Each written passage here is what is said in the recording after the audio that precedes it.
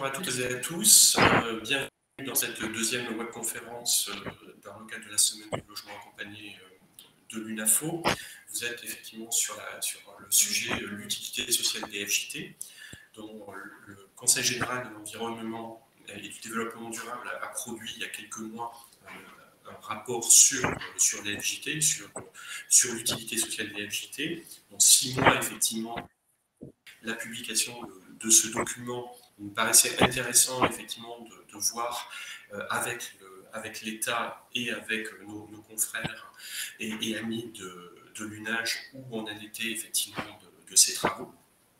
Donc, on a fait le constat effectivement que le développement des foyers de jeunes travailleurs était très inégal sur les territoires ces dernières années, de façon un petit peu continue par rapport à ça.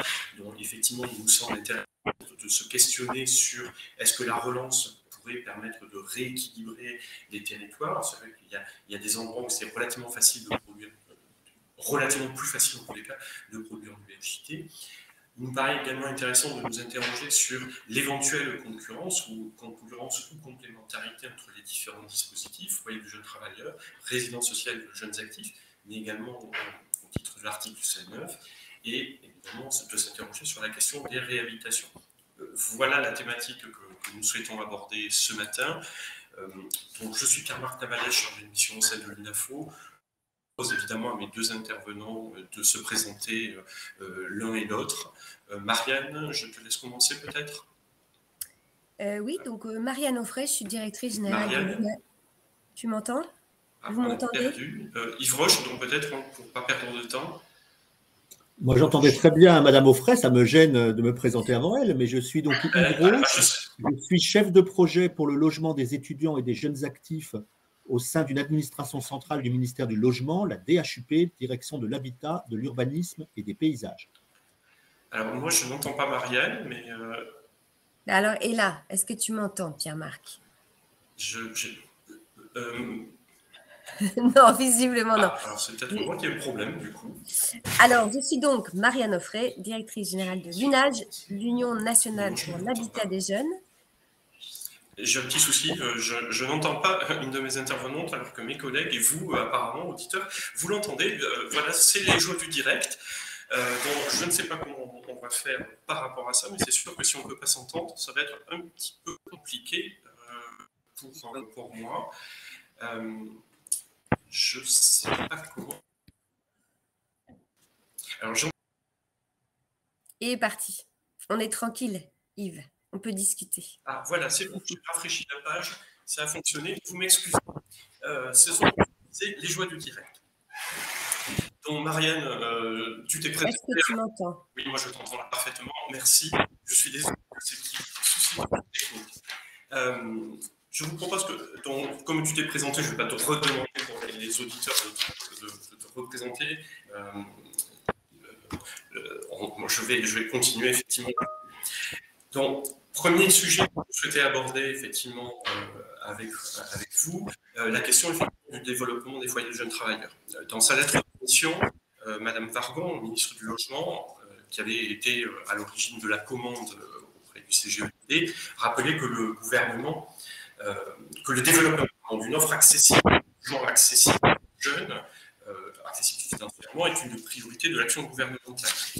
Il considère effectivement que le FJT est au carrefour, je lis effectivement ce qui était dans la lettre de mission, au carrefour des ambitions pour la jeunesse, en faveur du logement et en faveur de l'emploi. Constatant effectivement une faible production ces dernières années de nouveaux FJT et des difficultés à réhabiliter ceux existants, elle avait demandé effectivement au CGEDD de conduire une mission d'évaluation. Alors, la mission, je ne vais pas rentrer dans tous les détails, mais la mission du CGEDD concluait en mai 2022 sur l'utilité sociale d'un accord pour faciliter et accompagner le déploiement. On va se concentrer évidemment sur la facilitation et le déploiement de l'outil renforcé de foyer de jeunes travailleurs. Donc, évidemment, il ne vous a pas échappé qu'en mai 2022, il y a eu une élection présidentielle, une nouvelle mandature avec changement de gouvernement, un nouveau ministre. Donc, effectivement, ce qui fait que les choses ont forcément été un petit peu temporisées. Yves Roche Où en sommes-nous aujourd'hui de la production effectivement de ces logements dédiés à des publics jeunes, évidemment plus particulièrement des FJT. Et comme je viens d'indiquer, le développement effectivement de ce logement des jeunes de façon générale constituant effectivement une priorité gouvernementale de ces dernières années. Oui, bonjour. Alors pour replanter le décor de manière très simple, on ne peut pas parler des FJT sans parler de l'ensemble des réponses pour le logement des jeunes et surtout rappeler la spécificité des besoins de ces jeunes de façon très, très simple, puisqu'ils sont sur des demandes qui les distinguent du public général à la recherche d'un logement. Les jeunes, ils vont être sur un créneau de logements plus petits, qui ne sont pas les plus nombreux dans le parc existant. Ils vont être dans des attentes de réponses rapides à leurs besoins. On peut penser aux étudiants lorsqu'ils savent où ils vont réaliser leurs études supérieures, mais le jeune actif qui est en recherche d'emploi, qui répond à des offres d'emploi, a besoin de réponses réactives à ces demandes. Ils vont être également, au début de leur parcours, sur des temps d'occupation du logement plus courts, donc ce qui suppose des dispositifs où il y a des rotations dans les logements. Ils ont des ressources modestes. La crise récente a encore montré les sujets de précarité chez ces publics-là. Et donc, pour certains d'entre eux, enfin, et là, le FJT va être l'outil le plus important, ils ont besoin d'un accompagnement social dans l'accès à l'autonomie dans le logement, l'accès à l'autonomie progressive dans la vie pour s'installer dans l'emploi. Donc, on a des publics spécifiques.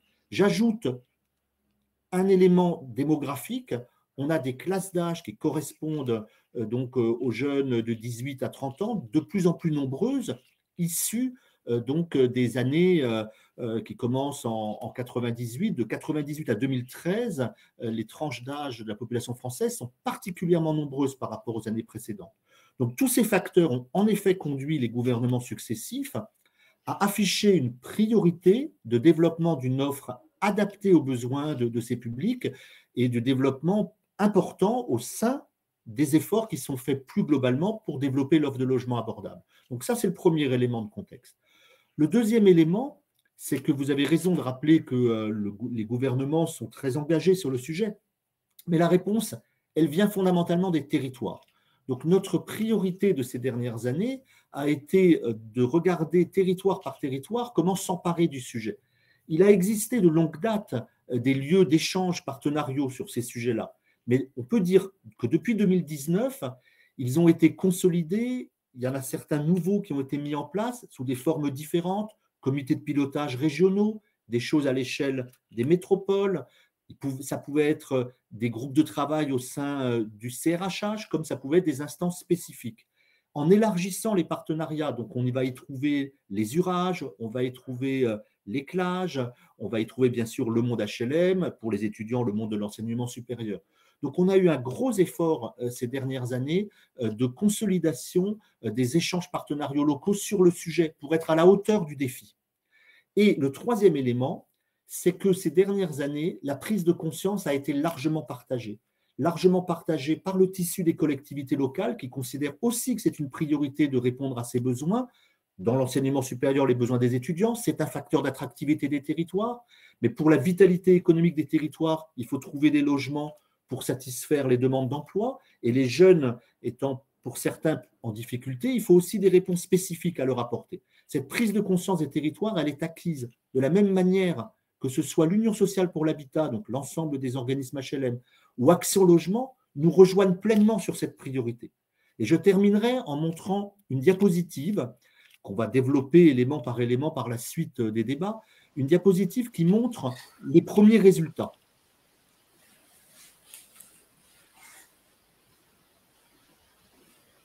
La voici.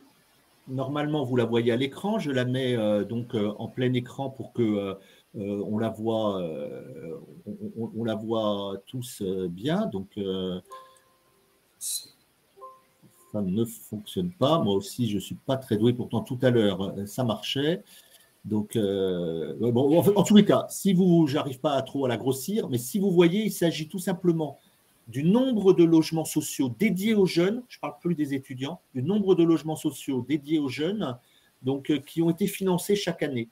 on voit qu'il y a eu un tassement dans les années au milieu du diagramme, ce sont les années 2017-2018, mais on voit surtout une reprise dynamique donc de la production. En particulier, on développera tout à l'heure, l'année 2021 a été exceptionnelle sur l'ensemble de la gamme des produits qui répondent aux besoins des jeunes. Merci Yves. Marianne, quelles sont tes réactions par rapport effectivement à ces aspects? Est-ce que tu vois le verre à moitié vide ou le verre à moitié plein? En fait, j'ai l'impression que la difficulté de rentrer dans le problème par cette histoire de logement des jeunes fait qu'on est un peu tous dans la répétition. Et je pense qu'il faut un peu décaler le problème parce que les jeunes, c'est un peuple pas très homogène en réalité. Il y en a qui ont besoin en logement temporaire, c'est vrai, mais d'autres pas. Il faudrait que tu quittes ton micro, Pierre-Marc. On entend fort les papiers. Et il y a donc des jeunes qui ont besoin de logement temporaire, d'autres pas du tout, hein, d'autres qui ont besoin d'un logement tout court et pour longtemps. Il y a des jeunes qui ont besoin d'accompagnement, mais on n'a pas encore bien qualifié ce qu'on entendait par accompagnement.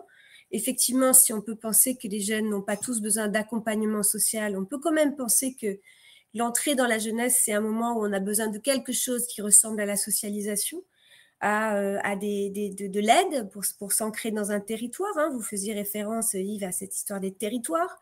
Donc, je pense que quand on dit logement des jeunes, finalement, c'est peut-être pas une façon de bien traiter le sujet. Je pense qu'il ne faut pas loger spécialement les jeunes, en fait, il faut loger les gens. Et puis, une fois on s'est dit ça, on regarde à l'intérieur de ce qu'on souhaite faire, comment est-ce qu'on peut s'y prendre.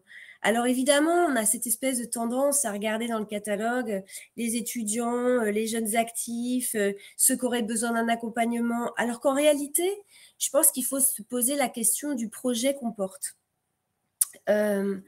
Pourquoi faut des FJT? Parce que le FJT, il a un projet pour la jeunesse. C'est pas juste parce qu'on a dans notre catalogue tous les machins qui vont correspondre.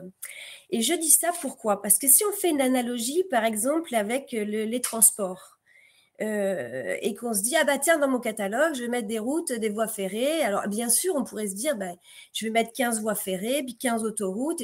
Mais en réalité, on ne dit pas la même chose du projet qu'on porte quand on programme des voies ferrées ou des autoroutes. Alors, il y a des moments dans lesquels, effectivement, il faut imaginer des complémentarités. Puis, il y a des moments où on se dit, tiens, est-ce qu'on ne doit pas se dire collectivement qu'on fait un choix? Et le choix, au hasard, on le porte vers plutôt des voies ferrées, au regard, en tout cas, des objectifs qu'on souhaite atteindre.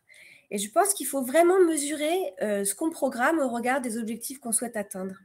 Donc, loger des jeunes dans les FJT, ce n'est pas juste leur mettre un toit sur la tête, c'est se placer dans une façon d'envisager l'accompagnement de la jeunesse qui n'est pas avoir ou pas besoin d'une assistante sociale. Voilà, on est vraiment dans autre chose. Et donc, je regrette un peu finalement que le débat porte toujours sur le catalogue. Il y a aussi des jeunes qui n'ont pas, par exemple, de faibles ressources. Ça existe. Un jeune qui est logé dans le logement privé, est-ce qu'on le compte dans notre catalogue ou pas? Finalement, c'est un jeune, il habite quelque part.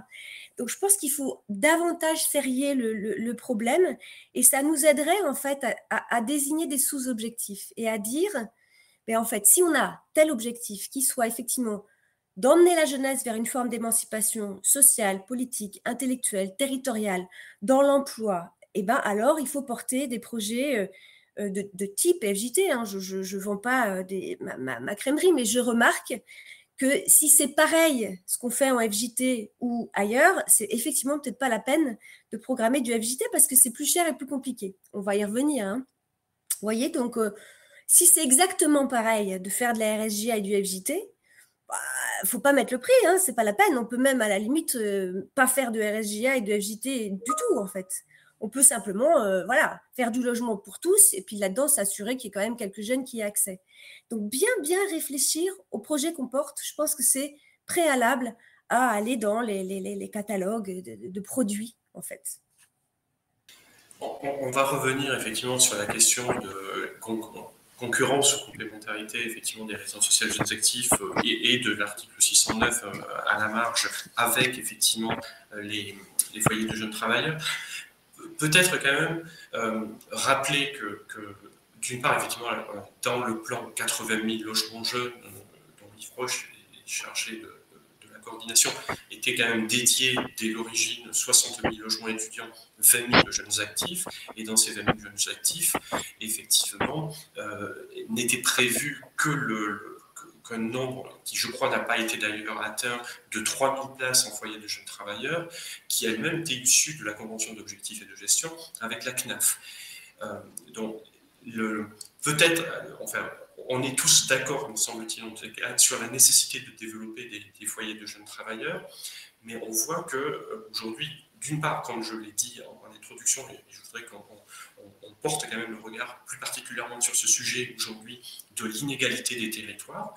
On a des rapports entre les départements, entre les régions, qui relèvent, et indépendamment de la dynamique démographique ou de la dynamique de développement des régions, on a effectivement des dynamiques dans la production spécifique des foyers de jeunes travailleurs qui sont très très inégales. Globalement, dans l'Ouest, Bretagne, Pays de Loire, particulièrement, même Nouvelle-Aquitaine et Île-de-France, ça continue à se développer. Par contre, c'est beaucoup moins le cas dans d'autres régions, comme PACA, où il y a néanmoins également, effectivement, des besoins aujourd'hui en faveur de la jeunesse qui sont très forts. Je ne dis pas que rien ne se fait, mais effectivement, à mon avis, on est très nettement en besoin. Quel regard par rapport à ça? Donc, je répète toujours, 6 mois après le rapport du CGEDD, compte tenu effectivement de tous les travaux qui ont été faits, vous portez justement sur cette inégalité de développement sur les territoires. Yves Roche, peut-être? Alors, effectivement, je ne me retrouve pas tout à fait dans la présentation de Madame Auffray, avec qui je pense qu'on est totalement d'accord en vérité. Mais de l'idée qu'on segmente et on essaie de mettre dans des boîtes, et je vais juste, avant de répondre à Pierre-Marc, je vais juste rebondir sur un point. Je connais le réseau UNA-Jurage et je sais que un des objectifs que vous avez, c'est aussi la sortie du FJT. Donc, quand aujourd'hui, le gouvernement travaille pour des réponses au logement des jeunes en fluidifiant les conditions de l'accès au logement social, je crois qu'il apporte une réponse en complémentarité et que globalement, on a une forme de cohérence dans ce que nous faisons. Donc, pour les foyers de jeunes travailleurs aujourd'hui, l'année 2021 l'a montré et les tendances 2022 sont plutôt bonnes parce que les conditions en ont été réunies. On a parlé de l'attention portée par les collectivités au sujet, l'attention portée par les bailleurs sociaux qui ont une feuille de route, l'USH a une feuille de route 2022 très riche sur les jeunes, la mobilisation des financements d'Action Logement au travers de l'avenant 2021-2022 à la convention quinquennale qui s'achève à la fin de l'année. Tout ça, ce sont des conditions très favorables qui ont fait qu'en 2021, on a pu financer plus de 1400 logements en foyer de jeunes travailleurs, ce qui fait l'année 2021 une très bonne année par rapport aux années précédentes. Et encore une fois, en 2022, donc on devrait y arriver. Alors, Pierre-Marc a parfaitement lu le rapport de l'IGED, de l'Inspection générale de l'environnement et du développement durable, et il y a trouvé le point d'attention, et Madame Auffray l'a dit également, le point d'attention de la complexité du projet de foyer de jeunes travailleurs, qui repose sur un appel à projet, puisque le foyer de jeunes travailleurs est encadré à la fois par le Code de la construction et de l'habitation dans sa dimension résidence sociale, et par le Code de l'action sociale et des familles, donc en tant qu'établissement service médical ou médico-social. Donc effectivement, il y a un petit point de complexité là-dessus que l'IGED a relevé, et comme l'a dit Pierre-Marc, l'IGED l'a relevé en constatant un vécu sur le territoire différent, donc avec des territoires où le ressenti des acteurs et le ressenti de l'accompagnement de l'émergence des projets, donc plutôt un ressenti facilitateur, et d'autres territoires où à certains moments, on a pu trouver que l'appel à projet était un carcan un peu trop serré dans lequel on n'arrivait pas forcément à glisser le vrai projet de terrain, celui qui a des spécificités liées au partenariat qu'on met en place et que quand on impose dans l'appel à projet une jauge avec un nombre de places, une localisation trop précise ou une temporalité de réponse à l'appel à projet avec une échéance de remise de copie qui est difficile à tenir, alors ça peut effectivement être vécu comme contraignant. Pierre-Marc l'a dit, il est exact que dans le rapport de l'IGED, il est mentionné la question d'une évolution législative qui pourrait faire passer de la situation d'appel à projet aujourd'hui à une situation d'appel à manifestation d'intérêt au fil de l'eau. C'est exact. Mais aujourd'hui, il n'y a pas à ce stade de chantier législatif ouvert sur ce point précis. Ça peut venir, mais il n'y a pas à ce stade de chantier ouvert. Alors, on n'est pas resté pour autant les deux pieds dans le même sabot depuis le printemps et même avant. Ce que nous encourageons dans un dialogue continu avec les services de l'État sur les territoires, on encourage au partage d'expériences. C'est-à-dire qu'on a largement fait connaître les territoires qu'indiquait Pierre-Marc, où ça semble être plus facile, plus accompagnant, avec une approche qui permet aux projets de foyers de jeunes travailleurs d'aller jusqu'au bout. Donc, et on a encouragé ce travail-là. Moi, je salue également le travail de l'URAGE Île-de-France, qui, en relation avec la DRIL, a ouvert la réflexion sur quel est le bon cahier des charges, puisqu'on est aujourd'hui dans une situation de droit où il faut passer par la case appel à projet. Comment est-ce qu'on peut y passer en accompagnant véritablement l'émergence des projets, comme c'est vécu beaucoup plus positivement, Pierre-Marc l'a dit, dans l'ouest de la France. Voilà des choses qui se mettent en place en attendant possiblement l'ouverture d'une réflexion législative. Mais encore une fois, aujourd'hui, en France, les services sont tendus dans l'objectif de produire du logement pour les jeunes et des foyers de jeunes travailleurs en particulier. Cela figure explicitement dans la circulaire de programmation annuelle des aides à la pierre comme une priorité. Et les résultats pour 2021 et vraisemblablement pour 2022 sont plutôt positifs sur le sujet. Marianne, tu veux réagir? Là, avec le micro, pardon. Là... Le fameux rapport qu'on appelle maintenant de l'IGED, plus connu sous son célèbre nom de rapport du CGE2D, qui vient de changer de nom, effectivement, voilà, proposer une analyse hyper fine et par ailleurs très, très favorable à la programmation des FJT, et puis pointer un certain nombre de difficultés. Une des difficultés qui remonte beaucoup dans le réseau, donc effectivement, le réseau UNAGE, c'est 300 adhérents et 90 000 logements logés dans 45 000 logements. Pour donner, bon voilà, on commence à pouvoir observer des choses. Et ce qu'on voit, c'est que dans la programmation neuve, on n'a pas encore abordé l'action des réhabilitations, bien qu'en fait, ce soit quand même assez lié, toutes ces affaires. Mais dans la programmation neuve, on voit qu'on a un tour de table des financeurs assez difficile, puisqu'en fait, pour que le FJT puisse être programmé, il faut qu'il y ait des financements volontaires, notamment de la part des collectivités. Donc, on peut, les plans de financement, quand on les observe, on voit que il est possible de faire quelque chose avec la base de la base, c'est-à-dire un financement en PLAI, mais effectivement, à condition qu'on puisse également financer un peu d'espace collectif. Enfin, la question du plan de financement de base, pour qu'elle soit extrêmement solide, elle est très dépendante du fait qu'il y ait des financeurs volontaires. Donc ça, il faut un moment le clarifier. C'est-à-dire qu'on ne peut pas juste dire que le FJT est lourd. Il faut qu'une fois qu'on a défini les priorités, puisque c'était effectivement le sens de ma première intervention, quand on est sûr que c'est ça qu'on veut faire, qu'on y accorde de l'importance, une fois qu'on a la décision politique, il faut savoir comment on veut s'y prendre. Mais je pense que quand on veut, c'est quand même beaucoup plus simple. Et là, pour le coup, il faut effectivement définir un espèce de tour de table type dans lequel les collectivités sont engagées à finalement regarder leur intérêt dans la programmation d'un FJT. Quand je dis regarder leur intérêt, c'est parce que les foyers jeunes travailleurs sont à un endroit de conjonction entre des intérêts divers qui vont regarder l'intérêt de l'aménagement du territoire, l'intérêt des CFA sur les territoires, l'intérêt de pouvoir loger des jeunes vulnérables ou ex-vulnérables. Donc, en fait, il y a plusieurs personnes qui ont des morceaux d'intérêt dans le FJT. La difficulté étant de réunir toutes ces personnes, de dire, OK, on travaille ensemble et en plus, on essaye que nos intérêts, au lieu d'être antagonistes, deviennent des intérêts conjoints. Donc, de fait, on a des plans de financement difficiles à tenir. On a d'autant plus là, dans les mois qui viennent, parce que hausse des coûts de construction, hausse des coûts d'assurance, inflation, bon, ça ne va pas aider quelque chose qui était déjà un peu compliqué. Mais ce qui est certain, c'est qu'il y a eu des créations des FJT. Comme tu le disais, Pierre-Marc, il y a des zones où ça sort.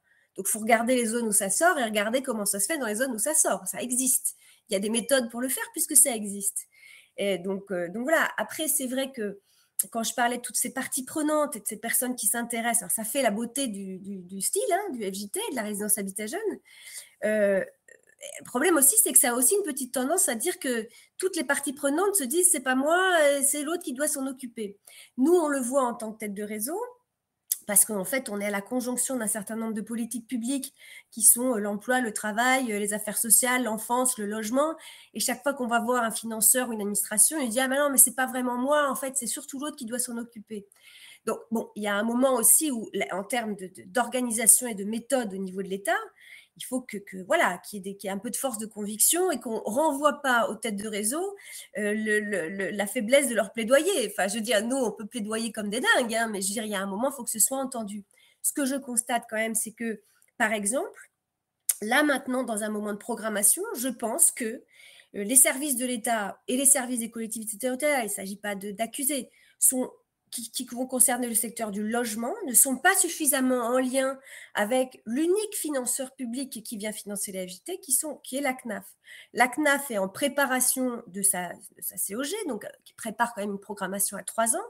Je constate une insuffisance du dialogue entre administration et entre parties prenantes. Donc ça par exemple, ça pourrait être fait, ça pourrait mieux dialoguer, ça pourrait s'entendre. On nous renvoie pas mal quand on va auprès de la CNAF en disant voilà comment ça va se passer là. Il y a des fonds propres parfois qui viennent renforcer les capacités à investir. Il y a tout ça qui peut se passer. Je constate une insuffisance assez majeure du dialogue au plus haut sommet. Donc on va l'encourager, vous et nous. Je dis vous, Pierre-Marc, tous ensemble. Je pense qu'on va l'encourager.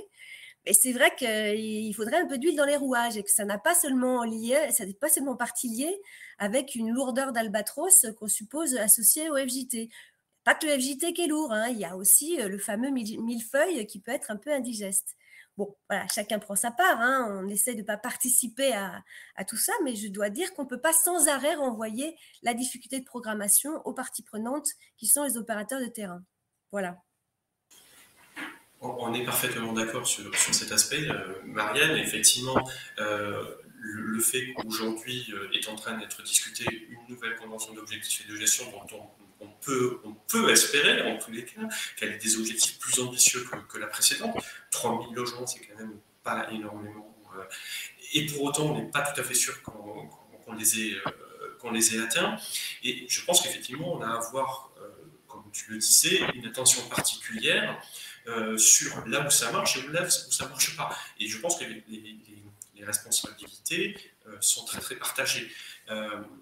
Nous avons présenté hier dans le cadre des rencontres nationales de l'UNAFO un travail qui a porté l'attention sur les études d'impact socio-économique où un certain nombre de FJT ont été mentionnés. Et on voit que ces FJT, quand ils sont compris, quand l'ensemble des collectivités publiques, quelles qu'elles soient, collectivités territoriales, les services de l'État, sont moteurs dans la production, on peut arriver, même en secteur rural, pour des réponses. On a dans l'étude, par exemple, un petit FJT, un adhérent commun à l'UNAGE et à l'UNAFO qui est Adélis.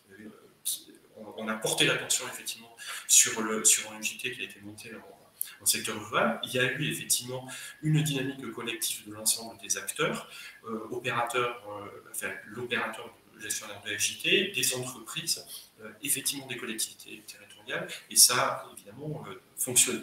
Mais on s'aperçoit qu'il y a des blocages. Il y a des blocages sur un certain nombre de territoires, et ces blocages qui sont à tous les niveaux. Tu prenais l'exemple effectivement j'ai invité Yves Roche à participer à un comité de pilotage dans une grande métropole, quand on a évoqué la question effectivement des fonds propres, qui effectivement sont des fonds propres des CAF locales, qui sont un des éléments absolument indispensables, puisqu'il n'y a pas de financement dans les modèles FJT, et les FJT effectivement ont beaucoup plus effectivement d'espace collectif que ne peuvent en avoir évidemment d'autres formes de logement. Globalement, il y en a un peu plus effectivement que dans les résidences sociales. C'est vrai qu'on attend que ces fonds propres au CAF permettent effectivement notamment de contribuer au financement de ces espaces collectifs. Et d'une CAF à l'autre, on a des politiques qui sont effectivement très très hétérogènes, y compris d'ailleurs au sein de la même région. J'évoquais effectivement ces fonds propres et cette question du comité de pilotage. Est-ce qu'on peut porter l'accent de façon un peu particulière aussi sur la question des réhabilitations ? Marielle, je te laisse. On sait que le sujet de la réhabilitation des FJT est un sujet central. Comment est-ce que l'UNAGE, de façon générale, appréhende-t-elle le sujet? Alors, effectivement, c'est central, mais ce n'est pas central seulement dans l'aspect il y a des passoires thermiques, il faut les rénover. C'est une chose, et ça, il faut qu'on travaille là-dessus, à aller trouver des financements plus identifiables, plus lisibles, plus faciles à saisir. Je ne sais pas à quel point Action Logement sera un acteur dans cette partie-là, mais en tout cas, il faudrait aussi s'en assurer, parce qu'on est aussi dans un moment politique où Action Logement prépare aussi sa programmation et il faut pouvoir s'y inscrire. Mais la réhabilitation, elle n'est pas seulement thermique, hein, elle concerne aussi la réhabilitation des usages, puisque certains établissements ont été prévus à un moment où la question de l'intégration des usages privés pouvait être en bout de couloir, c'est-à-dire la question de la cuisine, de la salle de bain, est-ce que c'est à l'intérieur, à l'extérieur, est-ce que c'est collectif, voilà, toutes ces interrogations, elles sont finalement, elles sont obsolètes. Les interrogations ne sont pas obsolètes, mais l'usage des locaux, il peut assez vite devenir obsolète. Donc, on a des besoins en rénovation. Et puis, toutes ces questions-là ont aussi des répercussions sur les modalités du projet. C'est-à-dire, évidemment, un bâtiment dégradé aura une influence sur le peuplement, de façon assez nette. Or, le peuplement, c'est une clé dans le modèle économique et le modèle d'ambiance générale au sein des FJT.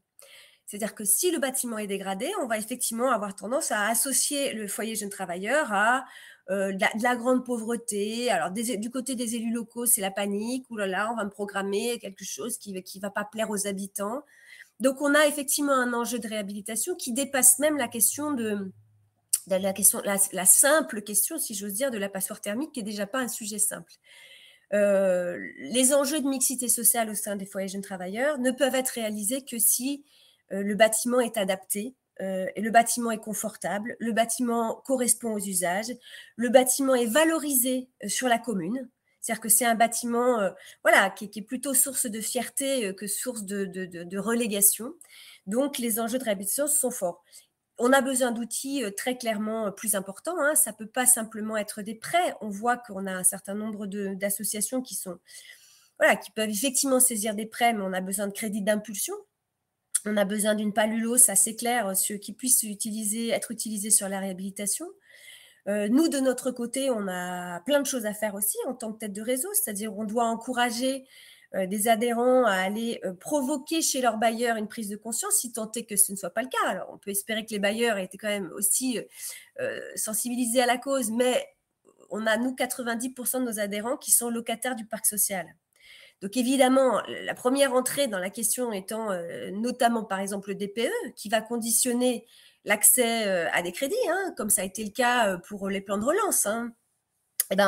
Le DPE, théoriquement, c'est l'affaire du bailleur. Donc, comment améliorer le dialogue de gestion entre un bailleur et l'association gestionnaire de foyers jeunes travailleurs, de façon à ce qu'ensemble, ils se disent « Ah, mais il faut qu'on travaille ensemble, il faut que le DPE soit fait, il faut qu'on le fasse ensemble, il faut qu'on imagine le projet ensemble. » Bon, comme on sait tous, hein, la coopération, c'est probablement le maillon le plus compliqué dans emmener les processus de changement. Donc, effectivement, de notre côté, on doit trouver des méthodes extrêmement précises qui relèvent à la fois de la technique et en même temps du dialogue au sens de l'élaboration d'un dialogue d'idées et qui permettent en fait aux gestionnaires et aux bailleurs de programmer à très court terme des réhabilitations qui favoriseront à la fois la planète et l'accueil des jeunes. Yves Roche, je vous laisse réagir.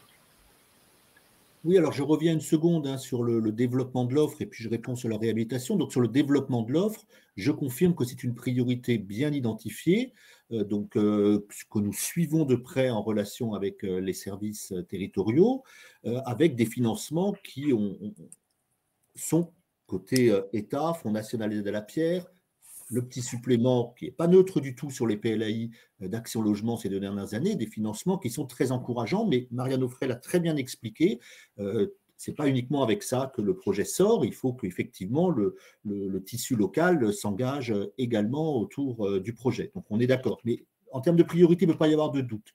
Je voudrais également dire de manière simple que les têtes de réseau national ont un rôle très très important d'aiguillon, de taquinerie, de pousse à la décision que je respecte profondément. Permettez-moi juste, Madame Offray, de vous dire que je connais un peu mieux le travail inter-administration et inter-outil-État pour témoigner qu'il y a des relations très régulières naturellement entre les administrations centrales et que sur la COG de la CNAF, nous avons eu naturellement un temps d'échange important avec la CNAF, la DHUP et la DIAL cet automne. Donc on est complètement en relation et on partage le même objectif de développement de l'offre nouvelle. Sur la réhabilitation, je voudrais dire un mot de 2021-2022 et puis faire un appel pour 2023. 2021-2022 ont été 2 années du plan de relance avec un accompagnement vraiment ciblé sur ces années-là, avec une priorité mise sur la rénovation énergétique. Et les foyers de jeunes travailleurs appartenant au parc de logements sociaux, ils émargeaient aussi donc à la mesure du plan de relance sur les logements sociaux. 11 opérations ont pu être accompagnées de manière très significative par la Palulos, ou plutôt l'accompagnement financier ressuscité pour ces 2 années-là dans le cadre du plan de relance. Pour vous donner une idée, alors les chiffres sont petits, mais quand on compare aux années précédentes, ils sont très significatifs. Je vous indique donc 11 opérations qui représentent plus de 500 logements après travaux. Il est vrai qu'on a perdu un peu de logements entre avant-travaux et après-travaux, puisque au-delà de la rénovation énergétique, il y avait parfois du réaménagement des foyers de jeunes travailleurs, mais on est quand même à plus de 500 logements réhabilités après travaux. On est passé d'étiquettes énergétiques G, F, quelques E aussi, donc à des étiquettes énergétiques B ou C, comme le prévoyait le cahier des charges. Et ces opérations engageaient un volume de plus de 23 millions d'euros, accompagné à hauteur de plus de 6 millions d'euros donc par la Palulos, ce qui représente à peu près autour de 30% d'accompagnement Palulos, et ça a été déterminant dans le fait que les opérations ont pu se concrétiser. Ça fait des sommes considérables par logement, hein. Je crois que Mme Offray l'a indiqué, une opération de réhabilitation, c'est des gros moyens. Donc, c'est plusieurs dizaines de milliers d'euros par logement, hein. On est entre 30 et 40 000 euros par logement réhabilité, avec parfois des restructurations. Alors, on peut dire que les chiffres sont petits, parce qu'après, vous allez me dire, 11 opérations, ce n'est pas grand-chose. Un peu plus de 500 logements, ça représente 1% du parc de FJT, qui lui-même, rappelons-le, ne représente que 1% du parc de logements sociaux. Quand on regarde l'enveloppe qui a été consacrée, on est sur une enveloppe on est sur 1,4% de l'enveloppe, c'est-à-dire qu'il y a bien eu une priorité mise sur les foyers de jeunes travailleurs. Si on avait fait une règle de 3 entre l'enveloppe et ce que représentent les foyers de jeunes travailleurs dans le parc social, qui plus est, ce sont des plus petits logements, on ne serait pas arrivé à ce résultat-là. Donc le résultat peut paraître modeste. Moi, je vois que 2021 et 2022 ont été 2 bonnes années pour la réhabilitation. Et au terme d'une enquête dont j'ai déjà parlé à Mme Offray et M. Lavalès, et je transmettrai naturellement le document, au terme d'une enquête, on peut dire qu'il y a peu de projets, il n'y a même pas de projet qui n'ait pas pu être accompagné, dès lors, évidemment, qu'il respectait le cahier des charges, c'est-à-dire avec une étiquette énergétique défavorable au départ, parce qu'il y a d'autres projets qui n'ont pas été embarqués parce qu'on partait d'un foyer de jeunes travailleurs étiqueté D. Hein, donc, effectivement. Donc, mais globalement, on a pu accompagner tous les projets qui ont été présentés, donc 11 sur ces 2 dernières années. Il y a 1 ou 2 projets qui n'étaient pas prêts à temps, mais qu'on va pouvoir vraisemblablement rattraper. Alors, comment on aborde 2023 ? Alors, moi, je ne peux pas vous donner aujourd'hui d'assurance, de montant et de cahier des charges. Mais on va quand même se placer dans le scénario où il y aura une enveloppe en 2023 et un cahier des charges associé à l'enveloppe. Donc, comme c'est écrit dans le rapport du CGEDD devenu IGED, comme l'a rappelé Mme Offray, comme c'est écrit, je vous encourage fortement à bien connaître donc, le parc de FJT dans ces 2 dimensions. Donc, la dimension, effectivement, performance énergétique, Mme Offray l'a dit, effectivement, il y a un rôle très important du bailleur social, mais nous serions vraiment très preneurs d'une indication. Reste-t-il encore aujourd'hui beaucoup de foyers de jeunes travailleurs étiquetés G ou F? C'est une information qui nous serait précieuse. Ils ne sont pas tous très mauvais énergétiquement. Donc, Pierre-Marc évoquait une visite qu'on a fait récemment dans un bâtiment qui appelle un programme de réhabilitation assez lourd, mais qui est étiqueté D. Hein. Donc, mais si on regarde déjà la priorité G, F et un peu E, hein, qui était dans le cahier des charges précédent, donc connaître un petit peu le nombre de FJT devant nous pour être sûr cette fois-ci, dans la prochaine étape, d'emporter les opérations de réhabilitation, ça nous serait extrêmement précieux. Et puis, le rapport de l'IGED, effectivement, pointe des besoins qui ne seraient pas que de la réhabilitation énergétique, mais dit avec objectivité qu'à ce stade, nous manquons de connaissances du parc, de ses caractéristiques et d'un petit peu là aussi du nombre d'opérations qu'il y aurait à accompagner. Donc pour 2023, mettons-nous vraiment dans une hypothèse positive de scénario où il y aura une enveloppe, il y aura un cahier des charges et regardons avec les territoires, avec l'USH, je sais qu'il y a un dialogue entre vous et l'USH sur le sujet, combien il reste de FJT qui sont vraiment de très très mauvaises performances énergétiques car ils seront dans le cœur de cibles prioritaires, et comment ouvrir à des opérations de réhabilitation donc, qui emportent autre chose que la rénovation énergétique. Je pense qu'on est complètement en phase là-dessus et que 2023 se prépare déjà maintenant. Je peux réagir? Je pense que c'est pour ça tout à l'heure je parlais un peu de notre répétition. C'est qu'on a cette conversation un peu de la même façon qu'on l'a eu il y a 6 mois, il y a 1 an, enfin il n'y a pas tellement plus qu'1 an et demi, mais on ne peut pas complètement faire abstraction du fait que ces difficultés étaient déjà là à l'époque, mais qu'on est quand même dans un moment qui vient accuser les difficultés du modèle socio-économique du FJT et dont on doit tenir compte dans la programmation des réhabilitations comme la programmation neuve. On savait que c'était un modèle socio-économique fragile, la résidence sociale, dans le grand ensemble des résidences sociales, dont le FJT. Mais là, en fait, je ne sais pas à quel point on peut avoir des objectifs si optimistes en termes de programmation, dans la mesure où on est quand même aussi dans un climat où les opérateurs sont un peu éberlués en fait par la hausse des coûts de l'énergie, éberlués par les effets induits de la hausse des ressources humaines, enfin en tout cas voilà, avec donc une forte augmentation des charges, une diminution relative des produits, en tout cas un modèle pas très sexy pour se mettre à programmer. Donc je pense qu'effectivement, en dehors voilà, de ce qu'on s'est déjà dit sur combien on programme, et je pense qu'il faut tenir compte du fait qu'on n'est pas dans le même contexte il y a 1 an. Il faut quand même beaucoup de volonté en fait pour inscrire une programmation neuve. Ce qu'il faut voir, c'est que l'initiative associative, quand elle doit programmer, c'est extrêmement compliqué. C'est une des raisons d'ailleurs pour lesquelles il y avait si peu de projets prêts à partir dans le plan de relance. C'est que, ok, c'était peut-être toutes les étiquettes dégradées qui sont parties, mais il fallait avoir le projet prêt à partir. Et je pense qu'en fait, ce qui a empêché des programmations de réhabilitation d'être effectives, c'est surtout que le calendrier était super précis. Il fallait avoir vraiment tout, un espèce d'alignement des planètes qui n'a pas permis autant de réhabilitation qu'on aurait souhaité. Mais je pense que pour le coup, si on veut évaluer cet aspect-là, c'est un élément central en fait. Est-ce qu'il y a de la confiance? On parle de ça en économie, la confiance des consommateurs, la confiance des entreprises. Et bien là, moi, je pense qu'il faut tenir compte du fait que la confiance des porteurs, la confiance des gestionnaires, elle est quand même assez abîmée par un moment de fragilité là qui va avoir peut-être tendance à faire que les gens se rétractent un peu en disant « Ouh là là, moi, j'ai une programmation de 400% de hausse sur mes coûts de fluide. Je ne vais peut-être pas être dans un moment où je vais programmer une résidence supplémentaire. » Voilà, ce n'est pas contradictoire à ce que vous disiez, Yves. C'est juste que je pense qu'il faut avoir en tête qu'on n'est pas dans le même moment politico-technique qu'on l'était il y a 1 an. Voilà, et qu'il faut peut-être développer des stratégies supplémentaires si on veut remplir les objectifs qu'on s'était donnés à une période moins difficile, avec une inflation infiniment moindre, avec pas du tout le même contexte socio-économique. Il est clair qu'effectivement, je ne peux que rejoindre Marianne Onfray sur cet aspect-là.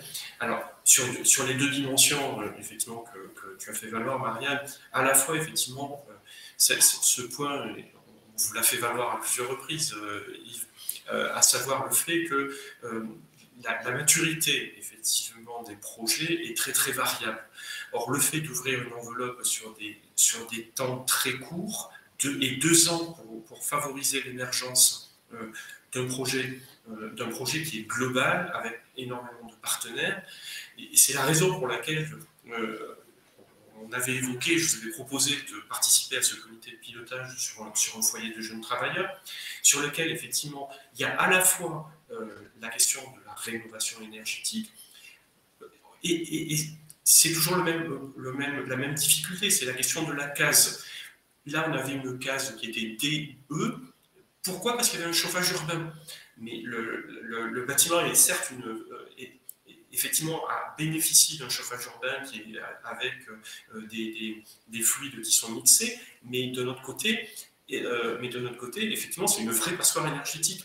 Donc on se retrouve coincé par, d'une part, effectivement, des cases administratives qui peuvent avoir un certain nombre de lourdeurs dans la définition même, effectivement, de l'étiquette énergétique et de l'ouverture possible d'aspects. On a eu quand même, et je pense qu'il faudrait y attacher un regard un peu particulier. Il y a eu quand même un certain nombre, effectivement, de FJT qui étaient mûrs, qui auraient pu être réhabilités, qui n'ont pas pu l'être dans ce cadre-là. Il y a la question de la rénovation de l'offre. C'est vrai qu'aujourd'hui, il y a quand même une attente majeure de passer plutôt sur du studio que de rester sur de la chambre où il faut descendre en cuisine collective pour préparer sa popote. Il y a une attention particulière, et ça rejoint ce que disait Marianne, et sur lequel nous sommes évidemment parfaitement d'accord. Il est clair qu'un bâtiment dégradé, ça renvoie une image qui est négative, et de fait, j'ai un de mes adhérents qui dit on a l'occupation que le bâti reflète. Donc souvent, quand on a des bâtis qui sont obsolètes, on a des populations qui sont plus en difficulté. Quand on a des bâtis qui sont propres, rénovés, attrayants, effectivement, il est beaucoup plus facile d'avoir beaucoup plus de mixité et des populations beaucoup plus diversifiées, comme c'est le projet, effectivement, des foyers de jeunes travailleurs. Évidemment, et là aussi, cette webconférence s'inscrit dans la continuité des débats que nous avons eu ces 2 jours derniers à Marseille. La question aujourd'hui du modèle économique est fortement bousculée, effectivement par l'inflation générale, des matériaux de construction.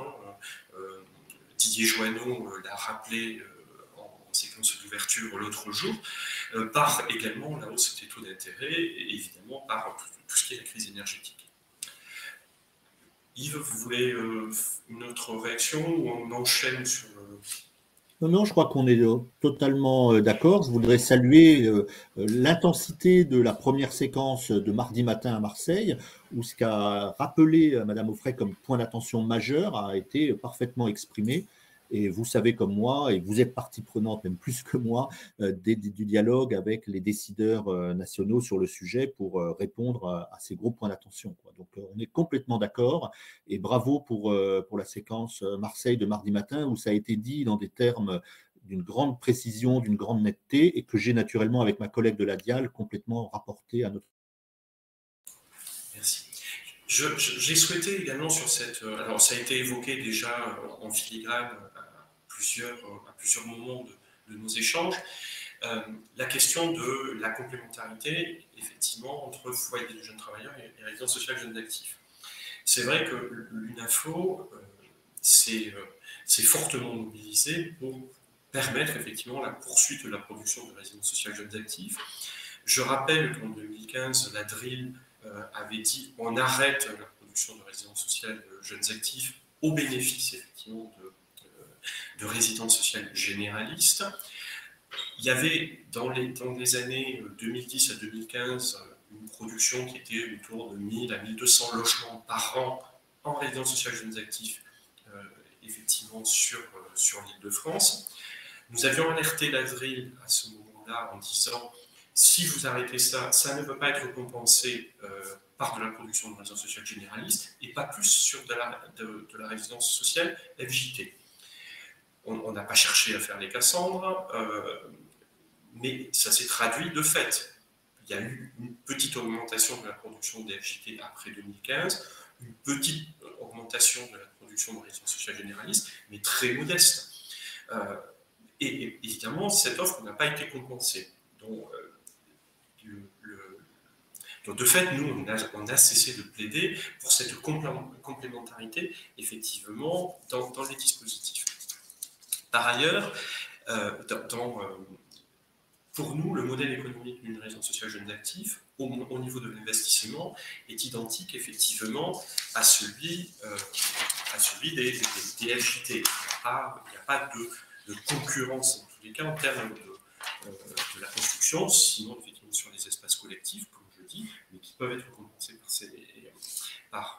par des apports, notamment effectivement des CAF sur la question des fonds propres. Une des choses qui me semble-t-il, en tous les cas, j'ai eu l'occasion d'en partager avec de nombreux opérateurs, y compris le FJT, c'est que malheureusement, beaucoup de FJT sont obligés de financer sur la redevance l'accompagnement socio-éducatif. Donc, pour rappel, hein, la CAF, effectivement, prend en charge 30% de la masse salariale destinée aux projets socio-éducatifs, donc charge, évidemment, par ailleurs, à trouver 70 autres pourcents. Ces 70 autres pourcents ne doivent pas être pris sur de la redevance. Donc nous, il faut bien séparer effectivement le financement de ce qui relève de l'immobilier, de ce qui relève du projet socio-éducatif. Et de ce point de vue-là, les inégalités territoriales sont abyssales. Il y a des territoires sur lesquels l'accompagnement socio-éducatif est très bien financé, et sur d'autres territoires où, très objectivement, les gestionnaires sont obligés de prendre sur les sommes dégagées par la redevance le financement donc, du projet socio-éducatif. Donc pour nous, la bataille entre guillemets en faveur des FJT, elle doit être également sur le financement de l'accompagnement social, au moins autant que sur la question de l'investissement. Et c'est aussi dans ces conditions-là qu'il y aurait une moindre concurrence entre les dispositifs qui pourraient se déployer de façon beaucoup plus complémentaire, comme on l'a fait effectivement en Île-de-France dans le cadre du cahier des charges qu'on a élaboré avec la CAF de Paris et effectivement avec l'ADRE. Donc pour nous, effectivement, en tous les cas, c'est absolument indispensable que des jeunes actifs qui sont plutôt plus âgés, qui effectivement ne seraient pas dans les publics prioritaires des FJT, puissent effectivement accéder à ces résidences sociales de jeunes actifs. Donc je sais que c'est un point parfois d'incompréhension ou de divergence entre nous avec l'UNAGE, et il me paraissait important en tous les cas de profiter de ce webinaire, et on l'a fait évidemment en toute amitié et transparence, qu'on puisse aborder le sujet. Marianne, je te laisse réagir. Ben, moi, à force de parler de ce truc, je me demande si j'ai bien compris en fait, parce que c'est pas faute d'y avoir réfléchi, c'est pas faute d'avoir écrit sur ce sujet. En fait, je comprends même pas pourquoi on a inventé les résidences jeunes actifs. Enfin, je veux dire, qu'est-ce qui a été à l'origine de la création de ces dispositifs? Je sais pas quels sont les attendus et je sais pas par quel genre de pragmatisme on s'est dit ah ben tiens, on va créer ce truc parce qu'on n'arrive pas à faire autre chose. Enfin, voilà. Je dis ça parce que en fait, le projet du foyer jeune travailleur, c'est pas un foyer, c'est pas une MEX. C'est un projet où, en fait, à l'intérieur d'un foyer jeune travailleur, se rencontrent des gens qui ne se seraient pas croisés ailleurs. C'est pas juste un abri sur la tête. Donc, j'ai pas compris à quel attendu répondait en fait les résidences jeunes actifs.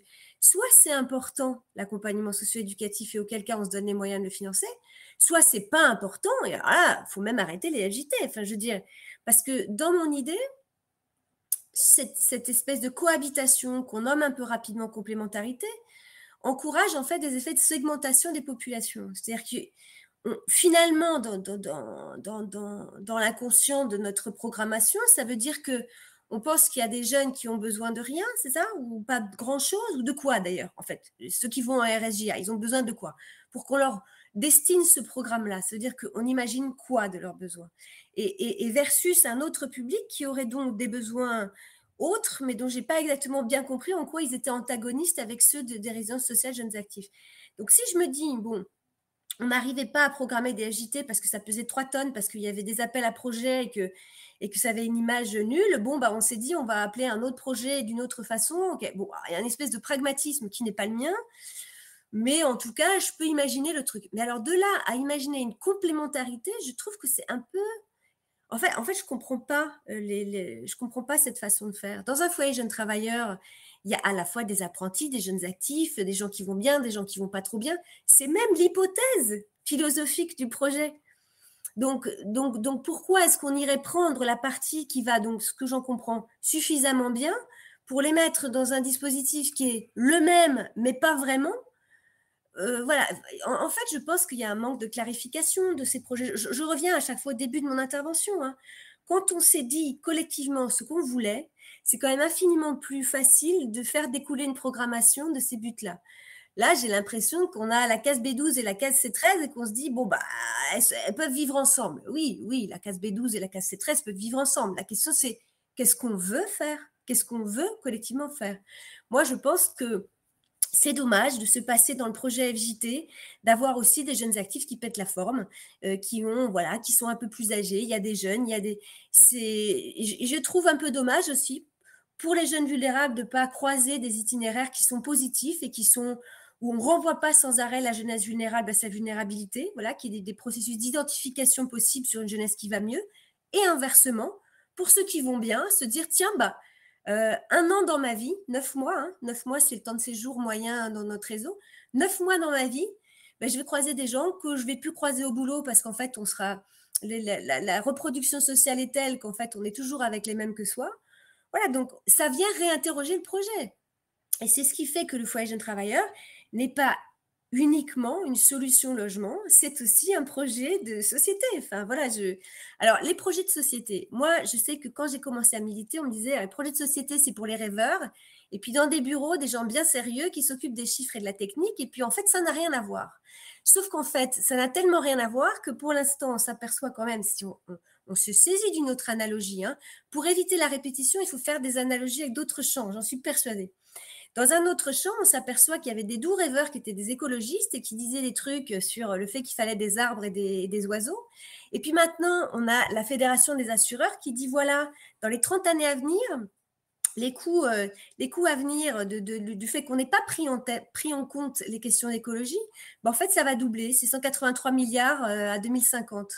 Donc moi, je dis que les projets de société, ça n'a pas rien à voir avec une façon tout à fait technique et tout à fait rationnelle d'envisager les choses. Donc, ce n'est pas les idées contre le pragmatisme, c'est comment est-ce qu'on fait pour porter des idées et puis que ça s'incarne dans des produits aussi. Un projet, ça s'incarne dans un produit et inversement, ce sont des allers-retours. Ni l'un ni l'autre ne sont des champs que je conteste, mais à un moment, il faut qu'on se mette d'accord sur ce qu'on veut. C'est pas... Voilà. Donc peut-être, après tout, une fois que vous avez dit ça, peut-être finalement, je vais comprendre aujourd'hui en quoi consiste la complémentarité, mais je vous assure, messieurs, que ce n'est pas faute d'y avoir réfléchi. Voilà, c'était ce que je voulais vous dire. Alors, peut-être, effectivement, le FJT a un cadre qui a notamment effectivement été, qui est notamment fixé par la circulaire de la CAF, de la PSE. J'ai parmi mes adhérents, mais je n'en doute pas, parmi les adhérents de l'UNAGE, il y a le même souci. Il y a un certain nombre, effectivement, de structures qui ont un statut de FJT et qui, lorsqu'il y a des contrôles CAF, se prennent des pénalités parce qu'effectivement, ils ont dérogé sur tel ou tel aspect. Et c'est vrai que la résidence sociale jeune actif, elle est un peu née, finalement, de cet hyper-contrôle, me semble-t-il, qui existe de façon aussi très hétérogène selon les territoires.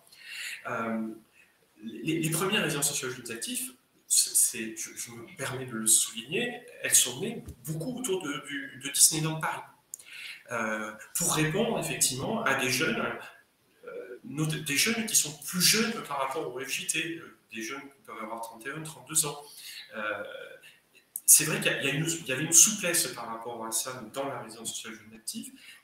On a aussi des résidences sociales jeunes actifs qui peuvent être encore plus sociales, finalement, que du FJT, parce qu'elles vont avoir des modèles... Je pense que c'est effectivement la souplesse par rapport à un cadre juridique qui a été défini, qui fait que ce type de dispositif... Tu veux dire qu'on programme un produit plus social en ayant la bonne idée de se dire, comme ça, on le programme sans accompagnement? Si, avec de l'accompagnement. Mais en résidence sociale jeunes actifs, il n'y a pas d'accompagnement. Mais si. C'est beaucoup plus diversifié que ça. Mais bon, c'est un débat effectivement. C'est un débat effectivement que nous avons entre nous. Je te donnerai des exemples si tu veux. Je ne vais pas le faire ici, mais enfin en tous les cas, pour nous, il y a la complémentarité. Et je répète, ce cadre, encore une fois très très formel du FJT, fait que lorsque la DRIB de France a arrêté la production de l'ensemble social jeunes actifs, ça s'est perdu, ça s'est traduit par moins 1000 logements par an produits à destination du public jeune.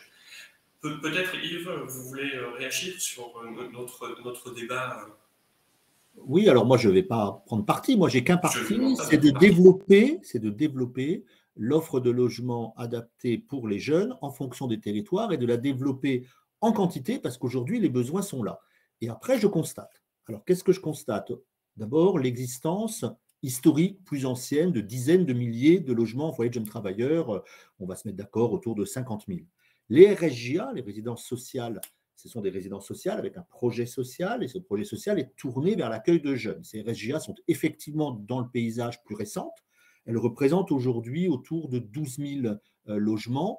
Et comme l'a dit Pierre-Marc, alors je n'avais pas la référence Disney, mais il est clair qu'il y a eu un essor plus particulier en Île-de-France puisqu'on est autour des 2 tiers en Île-de-France et puis 1 tiers en région.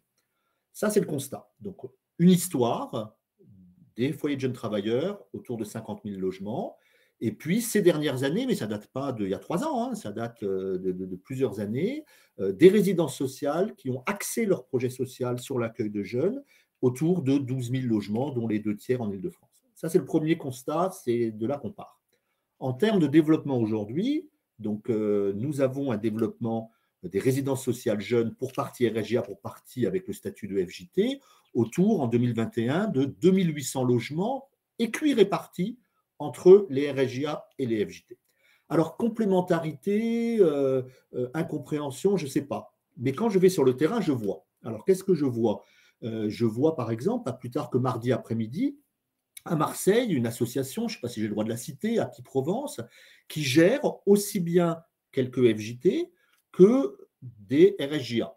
Et je vois des acteurs locaux que j'écoute et qui m'expliquent très bien le sens que ça a ou que ça a eu au moment de la réalisation du projet et que ça a aujourd'hui dans l'accueil des jeunes d'avoir ces 2 produits. Et j'ai des personnes qui parlent la même langue que Mme Offray lorsqu'il s'agit de ne pas opposer ou segmenter les jeunes ou de ne pas empêcher un jeune qui va bien d'aller dans un FJT parce que cette mixité au sein du FJT est gage de réussite de la vie du FJT. Il n'y a pas d'état d'âme là-dessus. Ça, c'était mardi après-midi à Marseille.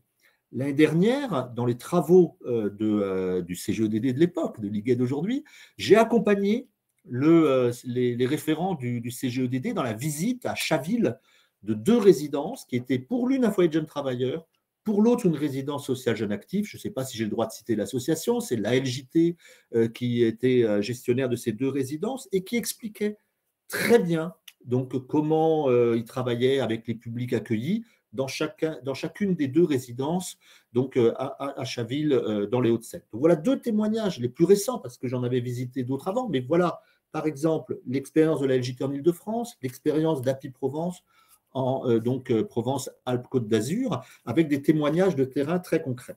Alors, qu'est-ce qui s'est passé en Île-de-France? On ne refait pas l'histoire. Ce qui compte, c'est la démarche qui a été faite en 2020 et qui a permis de rouvrir le jeu en 2021. Et donc, c'est sur cette démarche-là que je voudrais appeler l'attention. Le produit final, il est formidable, mais il n'est pas formidable parce que c'est un cahier des charges qu'on va photocopier et qu'on va diffuser dans toutes les régions. Il est formidable parce qu'il est né du dialogue entre les partenaires sur qu'est-ce que peut être une résidence sociale jeune active, donc des réponses aux questionnements de Mme Offray, ont pu être apportées dans ce travail partenarial et à un moment donné, cristallisées autour d'un cahier des charges sur lesquels les acteurs se sont entendus et qui a permis ce cahier des charges en 2021 en Île-de-France de financer plusieurs centaines de places en RSJA en même temps qu'il y avait plusieurs projets de FJT, avec même un bonus pour les FJT, puisque en 2021, il s'est financé davantage de logements en FJT en Île-de-France qu'en RSJA. Donc voilà 3 témoignages. Donc des résidences qui vivent avec les mêmes gestionnaires, Happy Provence, RSJA, FJT, ALJT, donc en Île-de-France, RSJA, FJT. Voilà l'expérience propre de l'Île-de-France, un travail partenarial pour bien se comprendre, donc pour répondre à Mme Offray, donc pour bien se comprendre, un travail à la fois sur le cahier des charges des FJT pour mieux accompagner l'émergence des projets de FJT et un travail sur ce que doit être ou ne doit pas être les RSJA. Donc ça, globalement, pour moi, ça concourt au développement de l'offre jeune, sans segmentation artificielle, même si à la fin, dans les textes ou dans les produits de financement, ou dans le conventionnement, ou dans le partenariat avec la CAF, il y a des petites différences technico-administratives, c'est exact, mais pour autant, ça répond à des besoins bien compris et à des projets partenariaux réussis, comme en témoigne ce qu'on voit sur le terrain dans ces produits-là. Donc, il me paraît important de poursuivre. Et puis, un peu plus tard, je pense, dans la visio, je dirais un mot qu'il n'y a pas que les FJT et les RSJA, il y a aussi la nécessaire fluidification de l'accès des jeunes au parc social, mais on en parlera sans doute dans quelques instants. Alors moi, je ne suis pas du tout convaincue parce qu'en fait, vous dites, il y a des gens qui témoignent, ils témoignent, qu'ils témoignent, mais en fait, je ne sais pas de quoi ils témoignent, en fait. Qu'est-ce qu'ils disent de la complémentarité?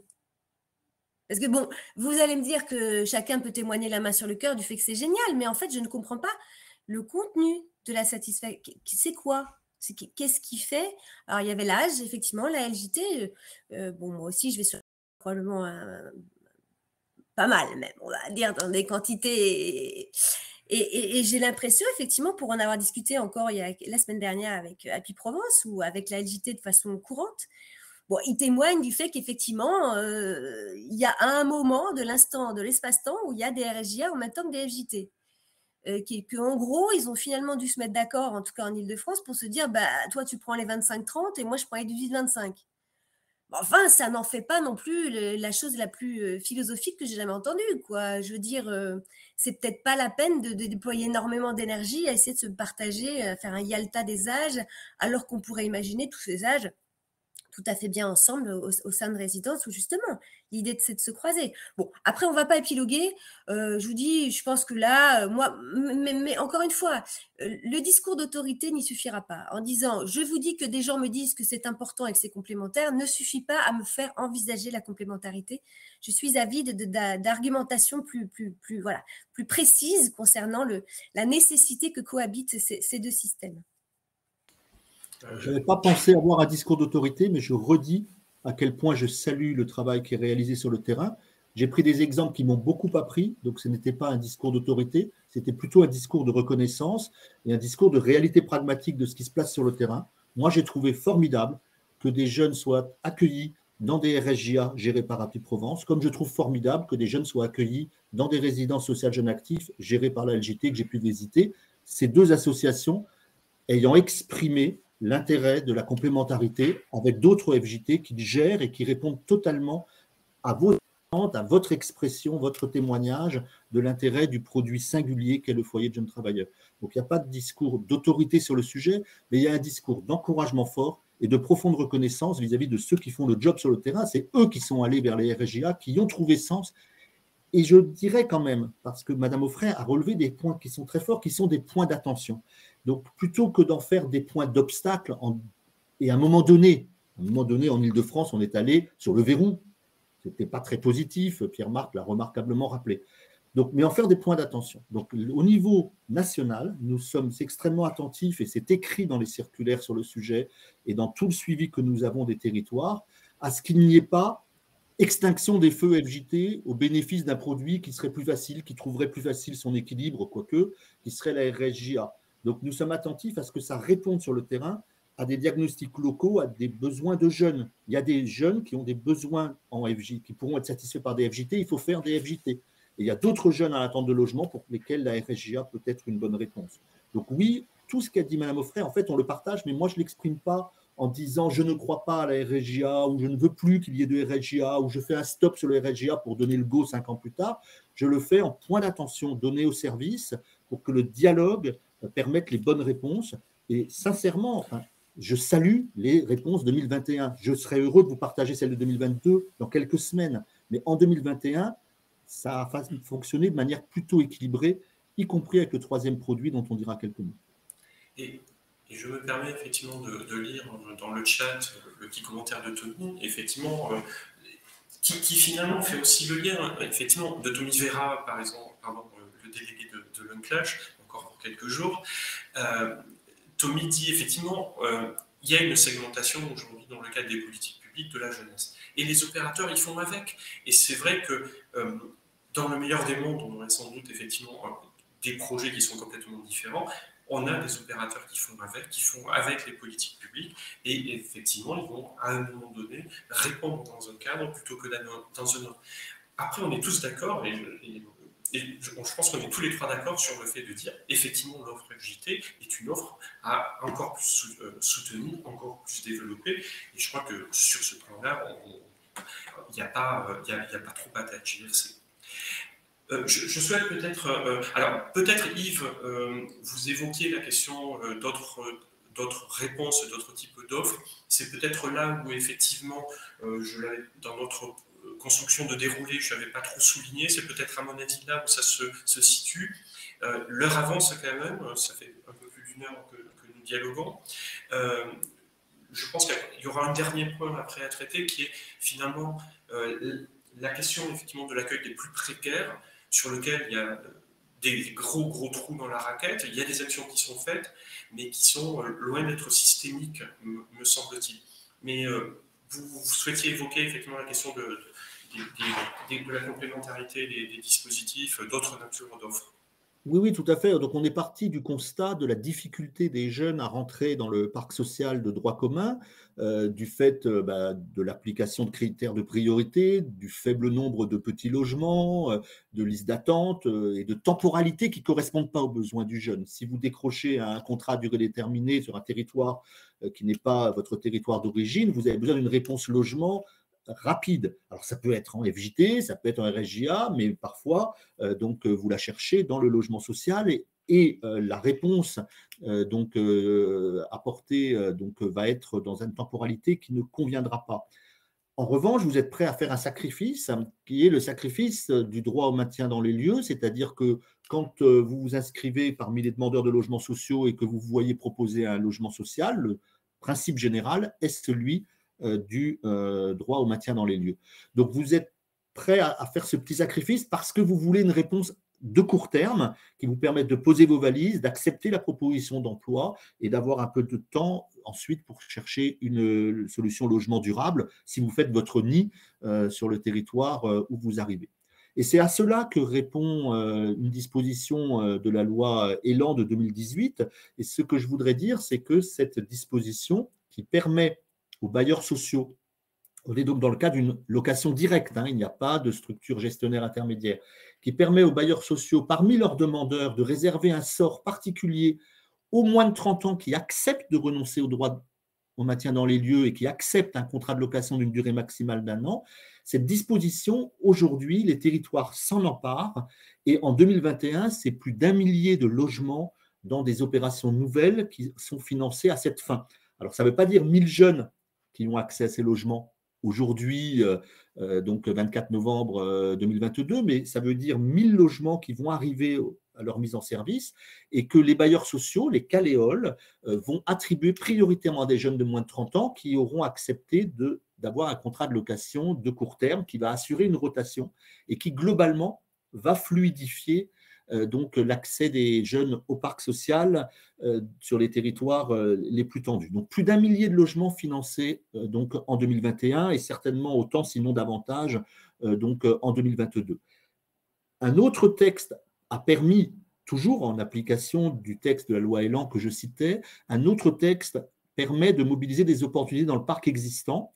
Et je voulais également vous informer que ce texte a permis en 2022 de prendre plusieurs autorisations spécifiques au niveau local qui, dans le parc existant, visent à flécher également des logements qui, cette fois-ci, existent. Donc, les réponses, c'est tout de suite en fonction de la libération des logements et de leur réattribution, à des jeunes de moins de 30 ans pour des contrats de courte durée. Donc, on est sur un produit en gestion directe par le bailleur social qui correspond encore à un profil de jeunes qui est tout de suite autonome dans le logement et qui n'a pas besoin d'accompagnement social, mais qui va trouver un logement social qu'il ne trouverait pas s'il se mettait dans la liste d'attente bien longue avec un délai de réponse qui ne correspond pas à ses besoins immédiats. Donc voilà une troisième disposition. Donc si on reprend 2021, 1400, 1500 logements en foyer de jeunes travailleurs ont été financés, autant en résidence sociale jeunes actifs, plus d'1 millier donc en article 109 de la loi Elan, tel que je le décrivais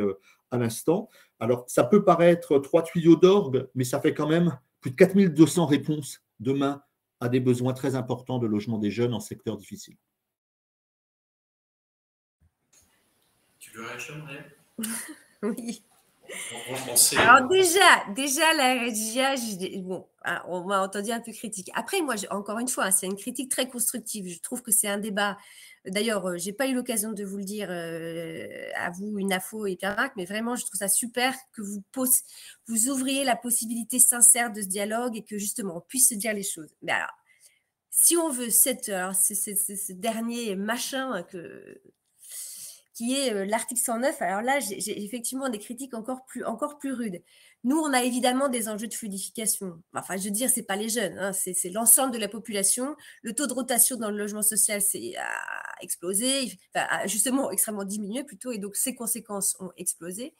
Et ce qui fait que nous aussi, on a cette idée qu'il faut trouver des moyens de fluidifier. D'ailleurs, on avait trouvé que le dispositif CIPLO était un excellent moyen de fluidifier, puisqu'en fait, ça permettait de fixer des objectifs de priorité et faire sortir des jeunes des FJT, comme sans doute d'autres dispositifs, par voie de priorisation. Et donc, le dispositif CIPLO est, puis il existe toujours, un dispositif que je pense très efficient.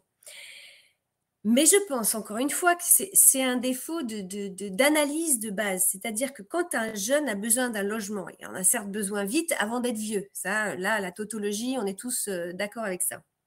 Sauf qu'en fait, c'est pas parce qu'il en a besoin vite pour rentrer qu'il a besoin d'en sortir vite. C'est-à-dire que il était déjà permis, quand on avait accès de façon prioritaire à un logement social et qu'on n'en avait plus besoin au bout d'un an, en fait, de poser congé et de s'en aller. Donc, dans le dispositif de logement social classique, on peut en partir comme on veut. Il n'y avait pas besoin d'inventer un processus temporaire pour qu'un jeune sache donner congé au moment où il n'avait plus besoin de son logement. Par contre, l'avantage d'un logement social de droit commun, c'est qu'effectivement, s'il se dit, ça a été nécessaire le temps de mon apprentissage, mais finalement, j'ai envie de rester habité ici parce que j'ai trouvé un emploi à proximité, il peut donc rester dans le logement. Donc moi, je pense que effectivement, s'il était nécessaire de prioriser, on va dire d'une certaine façon, la jeunesse par des dispositifs précis, il fallait pas forcément faire la confusion entre jeunesse égale besoin de précarité ou en tout cas besoin de temporaire. Ce sont des registres de l'analyse du logement qui sont distincts. Tout jeune ne souhaite pas nécessairement du temporaire. C'est comme ça. Après. Il y a encore un autre petit point que je conteste un peu sur le comptage, c'est qu'on compte les articles 109 comme étant de la création. Mais en réalité, c'est de la création de PLAI dans son ensemble. Vous avez des bailleurs qui construisent et effectivement, ils vont, dans la construction, attribuer un certain nombre de logements. Ceux-là, c'est des articles 109. Mais ce n'est pas de la construction nette, c'est du fléchage. Donc évidemment, on peut toujours dire qu'on a construit des articles 109 qui n'auraient pas été construits, mais en réalité, ils auraient été attribués à du logement de droit commun ou du logement familial. Donc c'est un sous-fléchage, l'article 109, ce n'est pas une construction supplémentaire par rapport à une offre PLAI classique qui aurait de toute façon été déterminée. Donc voilà, encore une fois, c'est peut-être un défaut de compréhension, mais je n'ai pas bien capté à quel enjeu ça répondait, à part effectivement cette nécessité partagée qu'il faut fluidifier l'entrée dans le logement social. Mais je veux dire, là, pour le coup, pas que pour les jeunes. Hein. Il y a un problème de logement social en France. Ça c'est une certitude. Il faut faire attention quand même de ne pas inventer usine à gaz sur usine à gaz pour répondre des problèmes qui sont, dans le fond, qui sont identifiés pour l'ensemble de la population. Voilà, c'est mon avis. Oui, on a effectivement un certain nombre d'interrogations sur l'article 109. Des points sans doute qui mériteraient aussi d'être améliorés, sur lesquels il y a également un jeune qui aurait par exemple un parcours résidentiel et qui finirait l'article 109, il serait plus éligible au DALU, alors qu'il est sur une logique temporaire. Il y a des petites choses comme ça, effectivement, sur l'articulation qui, me semble-t-il, effectivement, mérite une attention. Peut-être un dernier point, ou alors où on s'accorde, je ne sais pas, à répondre. Je n'ai pas l'occasion de. Il y a pas mal de débats dans le chat sur la question, effectivement, sur la question des RSJA, un certain nombre de structures adhérentes à l'UNEFO qui gère des JT et des RSJA mettent effectivement en avant justement cette dimension de complémentarité. Donc je ne vais pas relire tous les témoignages, mais j'invite en tous les cas nos auditeurs à le faire. Mais je pense qu'on ne va pas réaborder le sujet, je pense qu'on en a fait en tous les cas un peu. Je pense qu'il y a un dernier sujet à aborder, et je pense que là, les politiques, en tous les cas de l'habitat, et les politiques publics en général n'ont pas des réponses, à mon avis, à la hauteur des enjeux, c'est sur la question des jeunes les plus précaires. C'est vrai que le rapport de l'IGED a mis en avant la nécessité que le FJT permettait effectivement la réponse, notamment pour des jeunes dans le cadre du contrat d'engagement jeune.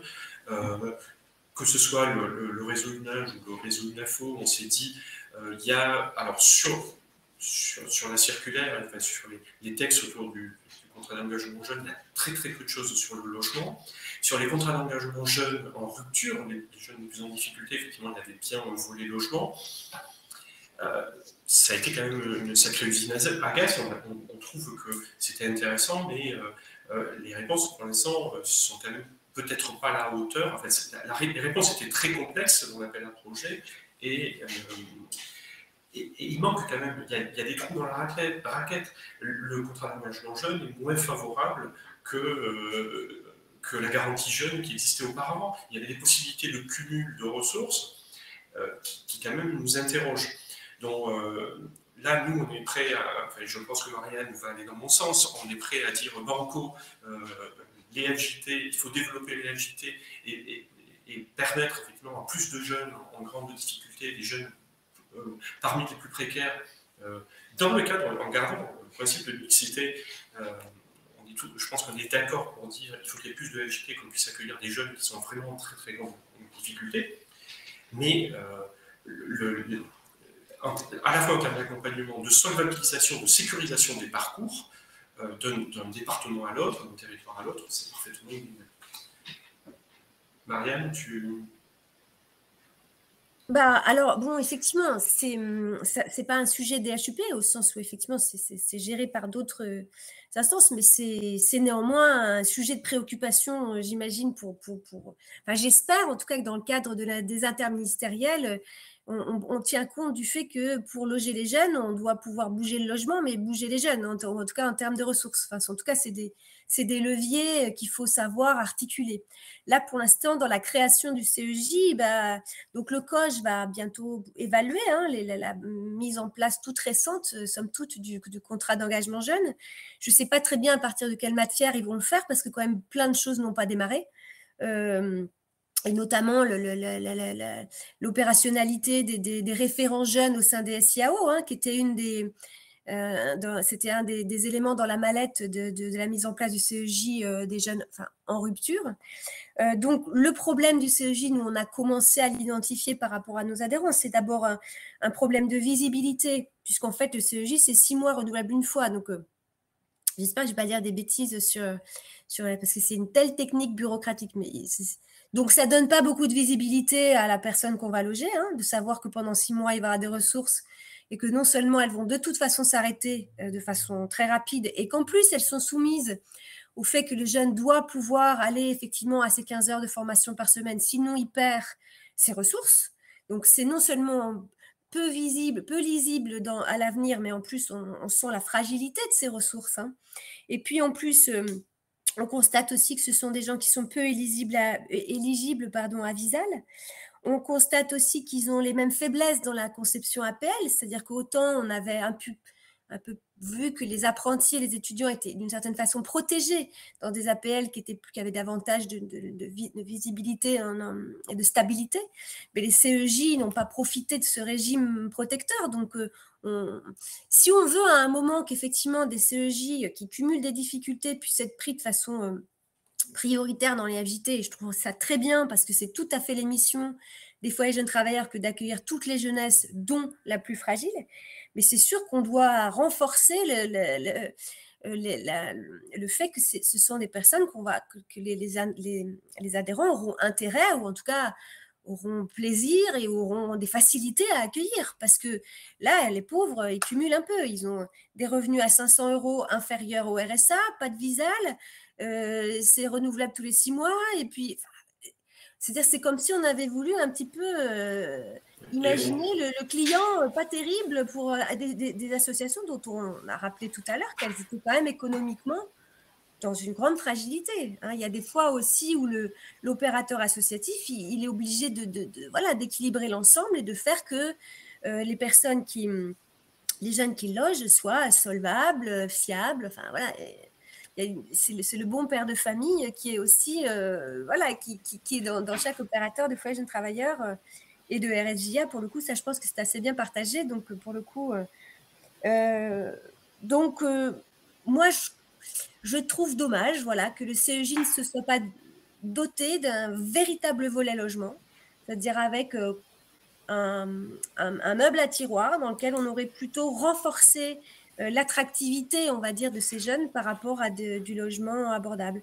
Sachant qu'on a tous déterminé, là pour le coup en interministériel total, à quel point la question du logement était déterminante dans l'insertion, l'accès à l'emploi, l'accès à la formation. Voilà. Donc, encore une fois, peut-être un défaut d'articulation, on va dire, des politiques publiques, mais enfin, bon, voilà, c'est notre travail à tous que d'y contribuer. Et en ce sens, je me sens assez constructive pour répondre au chat. J'ai vraiment pas du tout l'impression d'être pas dans une démarche constructive. Je pense justement, on est là pour engager toute notre énergie à faire que les gens se parlent davantage et voilà, et que les instances du logement soient obligées de s'intéresser à la question du travail, de l'emploi, des ressources pour concevoir du logement réellement abordable. Et il n'est abordable que par des gens dont on aura doté de ressources qui leur permettent d'accéder au logement. J'allais rajouter, mais Marianne l'a ajouté en dernière minute, et c'est effectivement des points essentiels. Il ne peut pas y avoir d'insertion dans l'emploi et dans la société s'il n'y a pas d'insertion dans le logement. De ce point de vue, effectivement, on est parfaitement d'accord. Or, et nos gestionnaires, évidemment, sont tout à fait prêts à prendre des jeunes en difficulté, mais les jeunes qui ont des parcours en rupture, justement, ils n'ont pas des parcours qui sont linéaires, ils peuvent avoir des accidents, et évidemment, les opérateurs ont besoin d'être complètement sécurisés. Ce volet sécurisation, à mon avis, est un des points sur lesquels on doit travailler. Yves Roche, je voulais réagir sur ce point, mais on est quasiment au terme. Effectivement de notre webinaire. Je pense que tout le monde a lu le chat. Effectivement, la question FJT, RJA a quand même effectivement traversé les débats avec parfois des adhérents communs, dont Didier Roulet vient de réagir là, en pensant, Didier Roulet, qui est président d'Api-Provence, dont adhérent commun à l'UNAGE, à l'UNAFO, effectivement, met en avant le fait que effectivement, il y a bien une cohabitation et que certaines mères de communes peuvent avoir peur des FJT.